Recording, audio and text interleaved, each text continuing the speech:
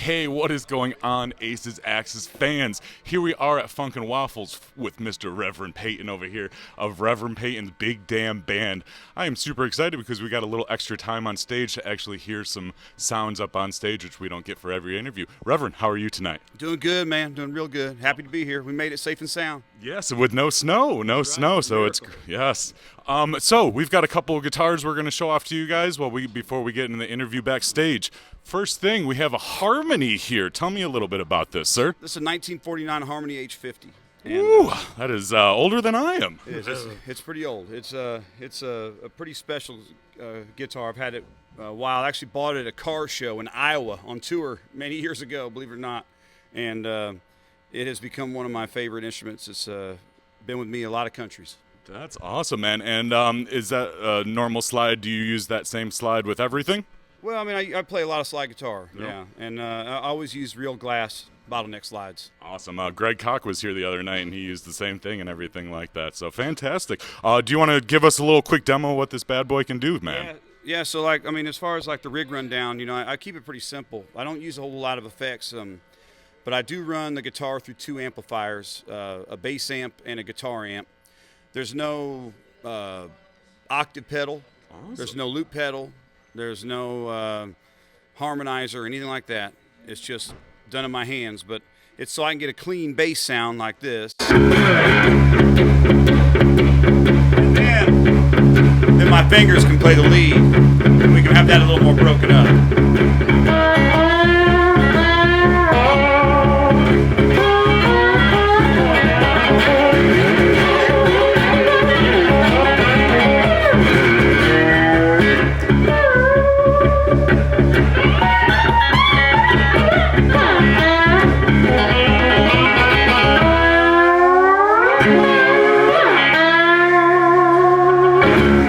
Yes, sir.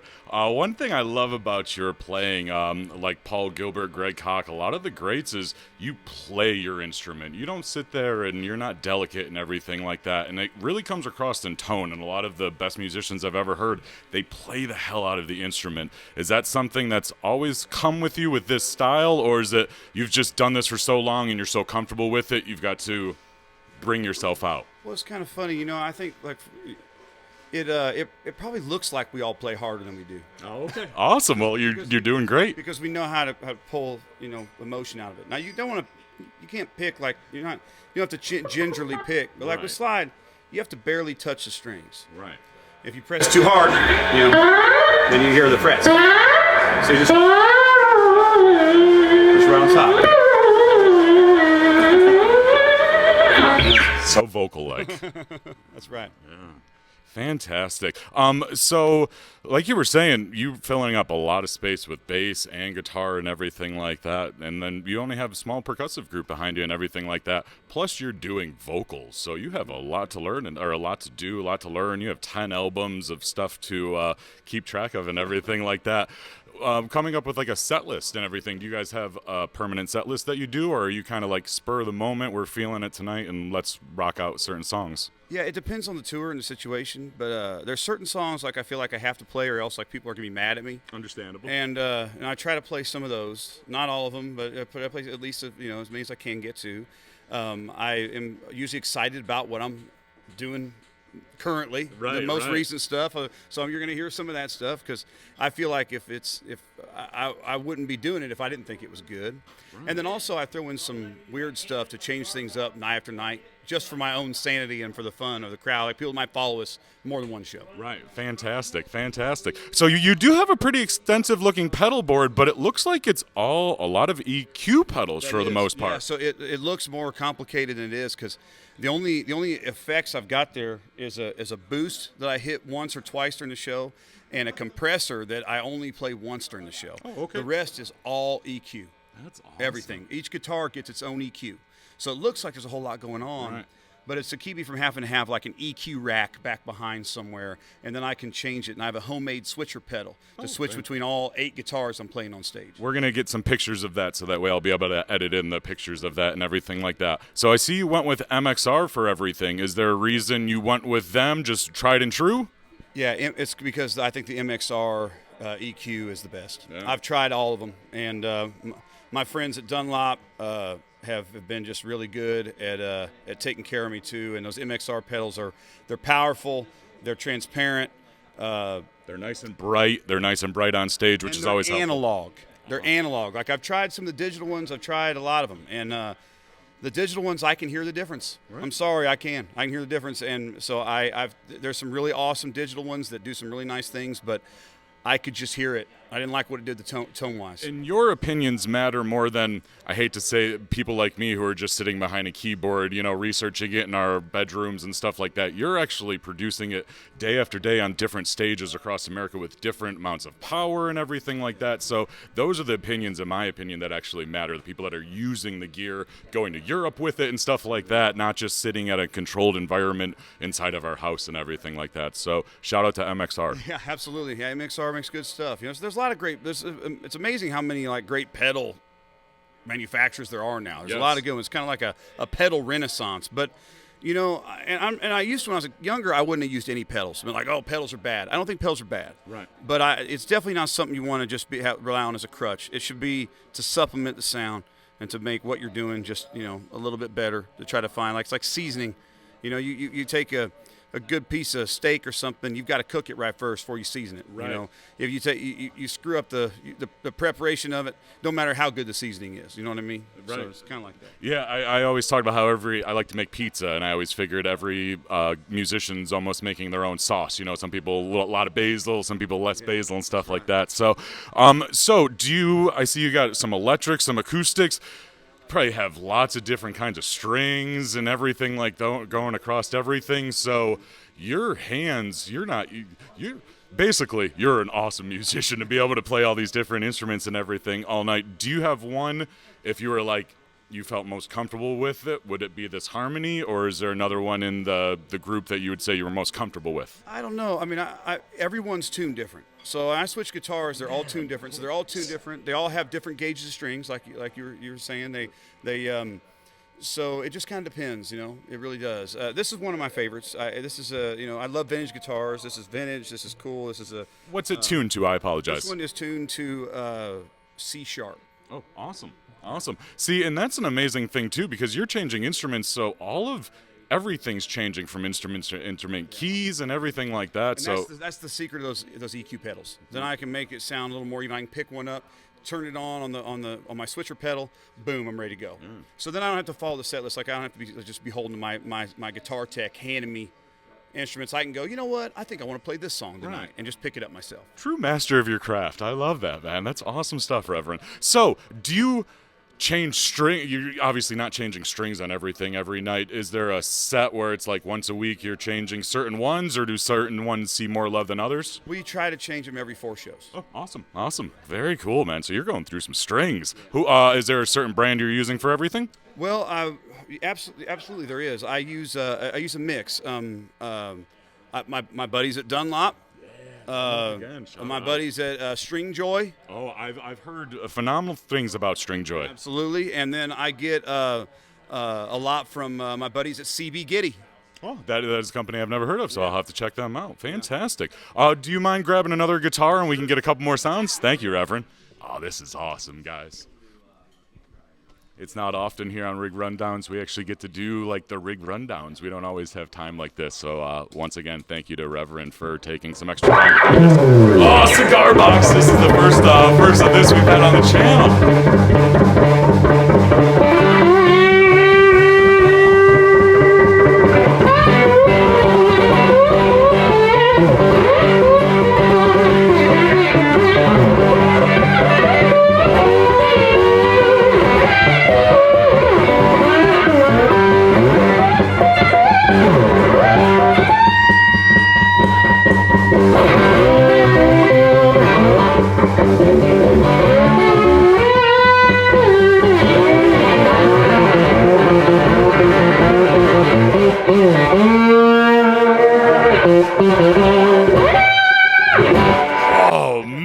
Does that sound good?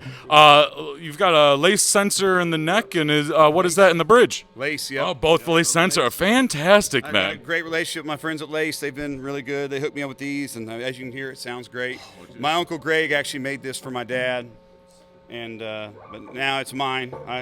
You could tell you played the shit out of it, man, in a positive way. Dude, that thing sounds awesome.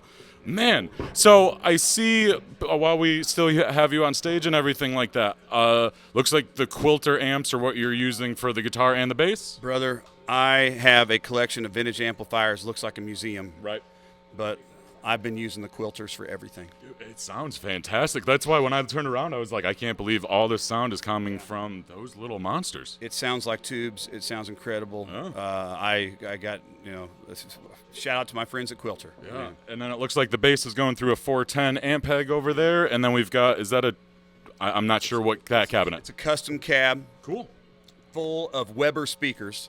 Shout out to my buddies at Weber Speakers. Yeah, fantastic. Well, this sounds, you sure know what you're doing, my friend. Although you've been on the road for 15 plus years or so you've had time to wheel it in. When you started, was it just one or two guitars in the rig? It was two guitars.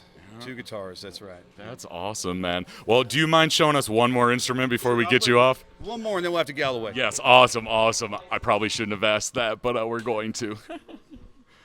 And he's also using a Peterson Strobo Stop, it looks like, which is... Old or new? Guitar or new guitar? Let's go old. How about the oldest? Whew. Oh, man. We've had a instrument on here from the 30s from a Tan and Sober Gentleman. This might be older, though.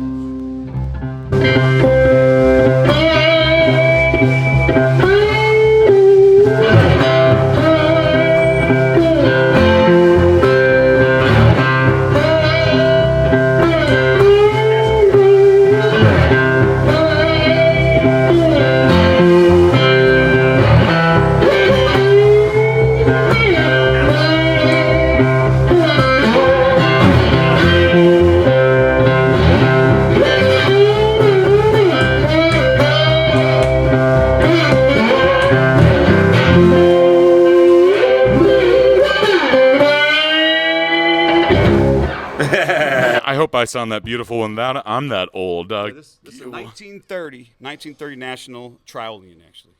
Man. And I've actually had this one longer than I've had any of the others. So. That's awesome. So if this thing has some stories to tell, then. Yeah. Oh, that's awesome. Yeah, most of this wear, honestly, happened after I got it.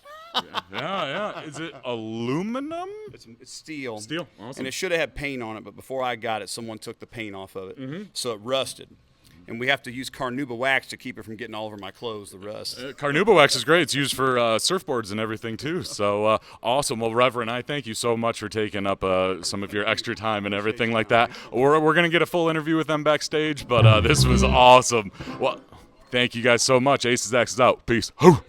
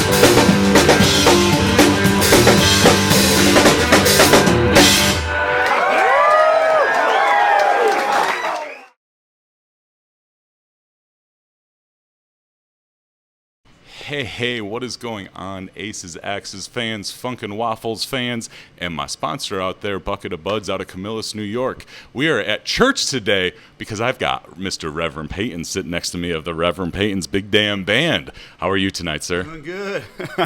Doing real good. We're going to be able to edit in some live stuff, so we did already introduce him once on stage, but now we're at the couch where we get to do all of our interviews back here. This is number 18, so we are 4 months in, and we are just rocking and rolling. So, Reverend, this is not your first time here, correct? That's right. We've been here at least once before. That's awesome. And I made it here before the snow came. It is November 30th, so right before December. So sometimes it is real tricky weather around here. So happy you got here nice and safe. You are from Brown County, Indiana, formed in 2006. They've put out over 10 albums at this point, correct? The latest one is from 2021, which is Dance Songs for Hard Times. With the amount of time that's come along, do you guys have any new stuff in the works? We do, yeah. We have a record coming out February 21st, 2025. It's called Honeysuckle, and we're super excited to have it out. Oh, that's fantastic. Are we going to hear any songs tonight by chance? Absolutely. I'm going to play at least one, but probably two songs off the new record tonight. That's fantastic. So for all you guys out there, this dude is a blues guitar legend. Started playing at 12 from my research, it sounded like. Had a hand injury, and for a little while you actually couldn't play guitar. basically lusted after it, ended up having some surgery, and from that I heard you kind of like fell back into it and met Breezy, and then you guys started the band and kind of toured from there. So that is absolutely awesome. One thing, these are passion projects, these interviews. I don't have to do this. This isn't like a job. It's kind of like I listen to the bands, and within 5 seconds, usually I'm like, that is somebody I want to work with. And you guys, as soon as I heard it, I was like, holy crap, man. I love original bands. I love original music. And you, my friend, are sure an original person. Your voice, huge. Guitar playing, very individual. Where are your influences from? Well, I mean, ultimately, it's like when I was a little kid, like everybody, you kind of devour everything you can on the guitar, right? And if, I would like, my dad was always real into like very like blues-based rock and roll, like the Stones or Johnny Winter, people like that. And I'm guessing you grew up where like there was actual good radio. At least around here and everything, we actually used to have good rock radio stations. I think we're around the same age and everything. Yeah, and also like my dad was he had records. Like he was like in our house. I never heard him say like someone was a genius that was like a mathematician or a doctor or a scientist, but he would say that Johnny Winter was a genius. You know what I mean? Right. That was who geniuses were around my house, was people like that. My dad would say Mark Knopfler from Dire Straits. Dire Straits, yes, exactly. No, he's great. So, but when you go and you like listen to someone like Johnny Winter or the Rolling Stones, you see that they're playing a lot of songs by Muddy Waters or Howlin' Wolf or whatever. So I would go, okay, well, who are those guys? Right. And then I would go, well, wait a minute, like, who influenced those guys?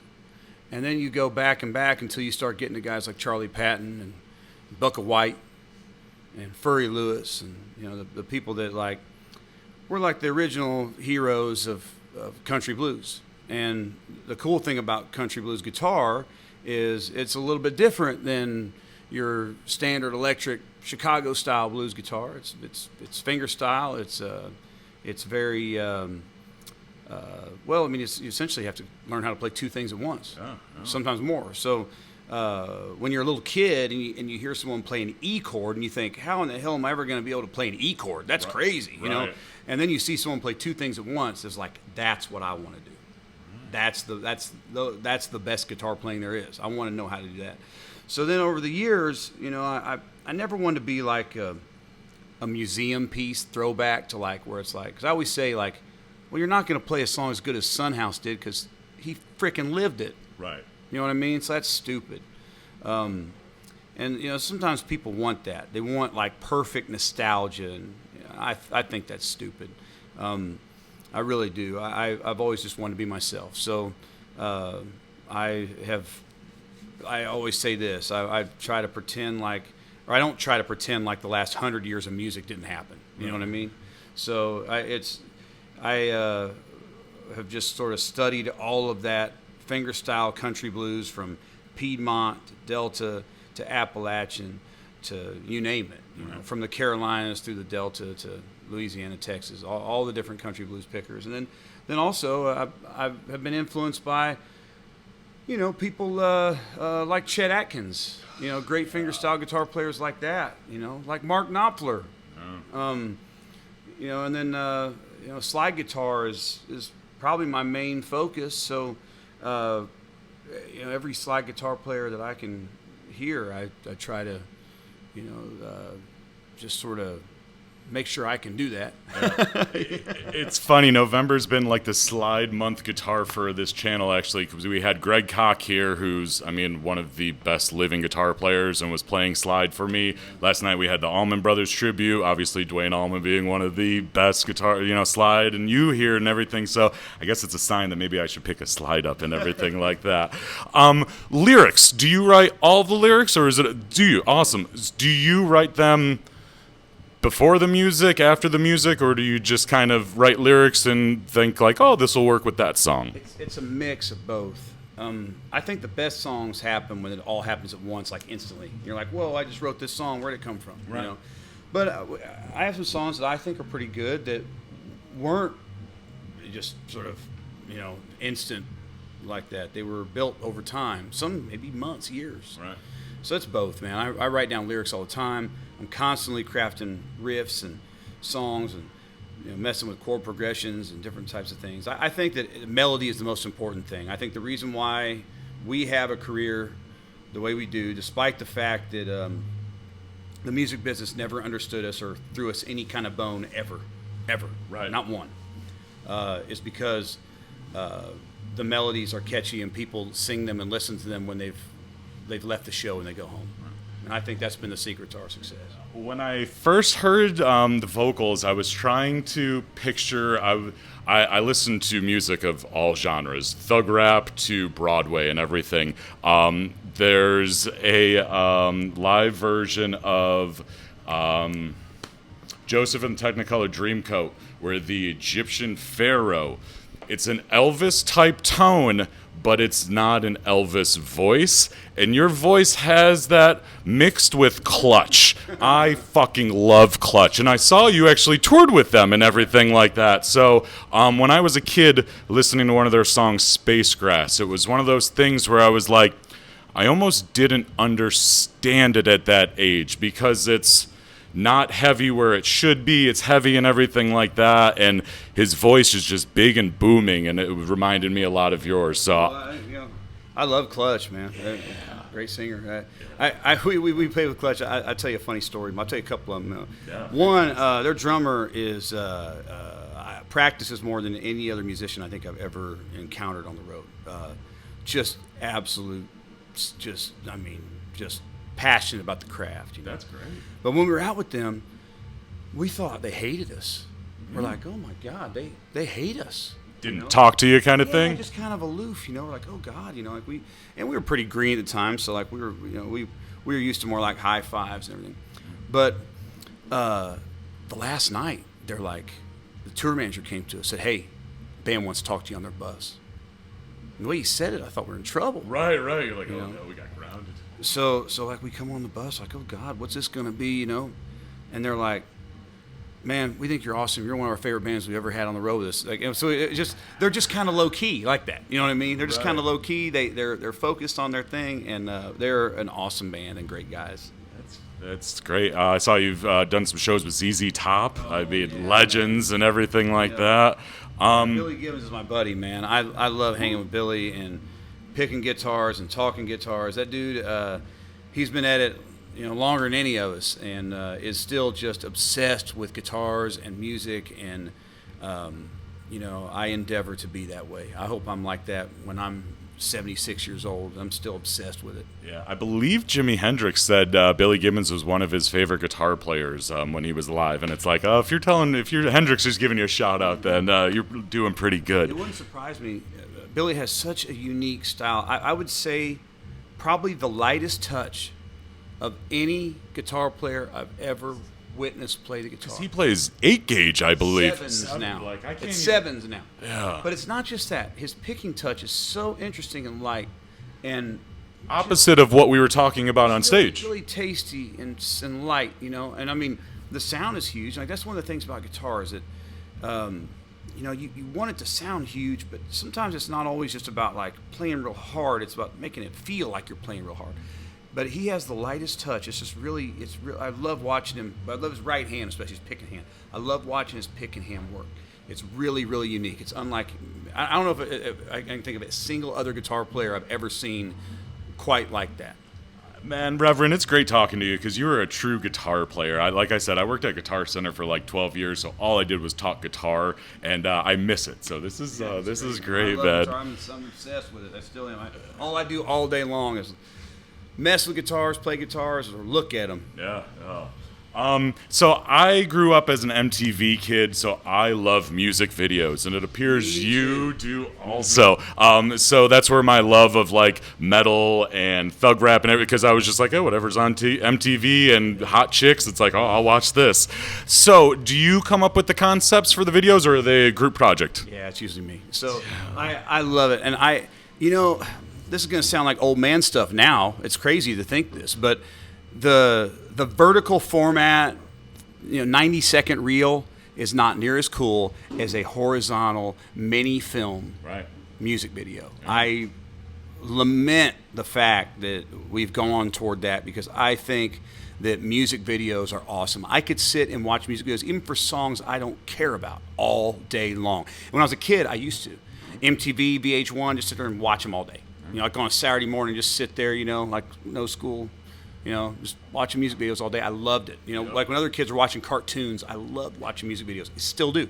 You know, I think what's cool about a music video is it gives you a chance to visually tell a story too. Because when someone hears a song, it may be different for one person than the next. And that's kind of cool too, right? But with that visual aspect, you can kind of say, hey, this is what I had in mind. You know, and I think that's cool. Yeah, no, it's absolutely fantastic. If you guys haven't seen the videos yet, you've got the what? I was actually going to say, "Raise a Little Hell" might be one of my favorite songs. I used to give pep talks every day at Guitar Center, and I used to say "fuck shit up" in a positive way. And "Raise a Little Hell" I thought was kind of that thing where it's like you need to have a little bit of trouble in life and everything like that. Exactly. And you know, we deserve a happy ending. You guys are just chilling on the porch, and there's hell going by you and everything like that. And Pour Until Payday. I saw you even got in. You had the car was driving while you were playing guitar and everything like that. So you had some like actual, I don't want to, movie work and everything being done. Big productions. I mean, We Deserve a Happy Ending. I set a guy on fire inside my own house. Was that your house?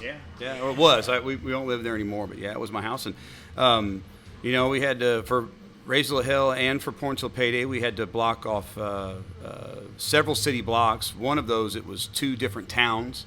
And we did it all ourselves, man, with no budget, right? So, like, you know, I tried to get an actual professional stuntman to set on fire. No one would do it. Right. So I talked to a buddy of mine, my buddy Jim, and I'm like, hey, Jim, what do you think? Think we could set somebody on fire? He goes, you can set me on fire. So, by God, that's what we did. And, like, you know, like Devils Look Like Angels, that video is so cool with that little girl. And off dance songs, you know, Ways and Means is one of my favorite music videos, because my buddy Jim, there again, I'm like, Jim, we're going to be shooting a music video in a laundromat. And when I told everyone that, they're like, that sounds so boring. I'm like, no, it's going to be cool. And I'm like, all the clothes will be the same color. And they're like, what? And I'm like, trust me, it's going to be cool. And I said to Jim, I go, but you know what I need? I need all of the washers and dryers to have like this pinwheel spinning on them. Like, I need to look like they're like, it's like this like far out psychedelic thing. So he helped me. He ordered on Amazon a bunch of these little motors, and I drew up just on foam board and had it printed out, you know, the pinwheel things, and we had it set up to where all those things are spinning on these little motors my buddy Jim made, and then I drew up. Like, it's all these videos. They look like big productions. I've had people reach out to me like, you know, like, hey, you know, like, you know, can you send me over like the person you're using to come up with these ideas? I'm like, bro, it's me. You just send them way back. You're like, hey, just send me money. I'll come up with great ideas for you. The one thing I love about all of your guys' stuff, there are clowns. I notice almost in every video there's a clown, even one holding your harmonica in that video. So if you can't tell, I have clowns everywhere. One of my favorite absolute bands in the world, I've been a juggalo for 25 plus years, seeing ICP like 40 times in concert. And I've been to metal shows, rap shows, hippie shows. And the one thing I loved about ICP shows was everyone was accepted. Whether you were white, black, brown, fat, skinny, and you guys show that in your videos, and I absolutely love, like, as a human being and everything like that, I absolutely love that, because it shows humans, and like you were saying, how you like to keep stuff loose, it's not a computer and everything like that. So not only does it come across in the music, but it comes across in the videos and just everything you do. And I think that's awesome. I think a lot of people kind of try to pigeonhole themselves and everything like that. And you're like, no, we're a community. Like, we all rise up together. So I appreciate that a whole lot. And all those people are just my friends. You know, so that's legit. That's legit. You know, like, there's a lot of people on the internet that like to be loud and say this, that, or the other, but then they're not really living any kind of way. I'd rather just live a certain kind of way rather than being loud on the internet about it. I don't think that helps people. I think it's better if people can see, oh, well, these people are actually living this, right?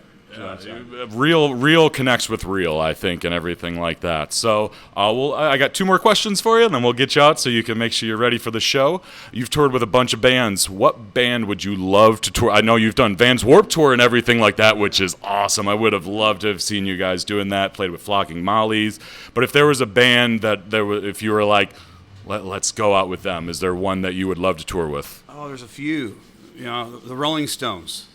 Hey, man, aim big. If you don't aim big, no one's going to aim for you, my friend. I'd like Tedeschi Trucks. I'd love to go out and tour with them. A lot of respect for Derek and Susan.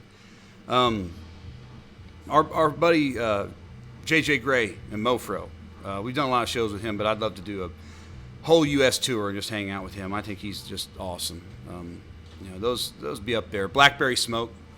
Okay. Charlie Starr, I think, is a star. Just one of the great rock and roll frontmen, alive. So that was just a few right there. Awesome. And we were talking about it off camera, but I think it would be pertinent for a lot of young bands to hear on camera. What is one thing that you've learned from touring so much that works that you think you've learned from other bands? Well, from other bands? Well, I don't know. I mean, all I'll say is this, is that until you're already selling tickets, a real booking agent doesn't want to deal with you. Until you're already selling records, a real record label isn't going to deal with you. Right. So you got to, this day and age, you got to kind of do it yourself. You really do.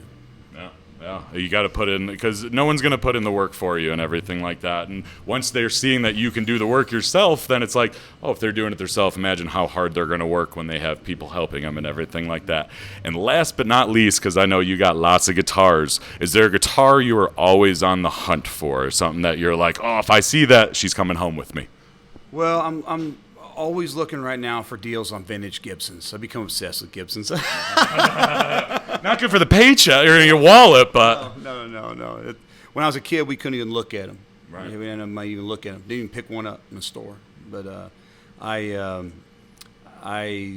love Gibsons. I do. I love Gibsons and Nationals and K's and Harmonies and Supros and a lot of stuff. But I've kind of become obsessed with Gibsons lately, which is it's terrible. I wish I could. It's like having a. It'd probably be cheaper to have like a heroin habit or something. It's like ugh. Well, Reverend, I got to say, man, it's been a pleasure absolutely sitting down and just talking gear with you and everything like that. And like I said, these are passion projects, so I've got to listen to your guys' music for the last month, and it's really touched me in a positive way. And like I said, I think real connects with real, and I think you guys are a real band, and I really appreciate that. Dude, thank you so much, man. Appreciate it. So Aces Axe fans, Funk and Waffles fans, Bucket of Buds members out there, thank you guys for listening to this interview. Go check out Reverend Peyton. Best way to keep up with you guys? Instagram, YouTube, best Facebook, ways? Big Damn Band, Instagram at Big Damn Band, TikTok, Big Damn Band.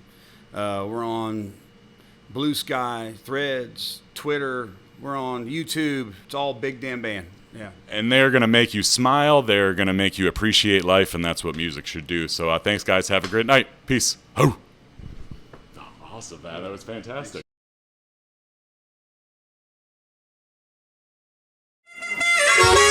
Almost that good. About this good.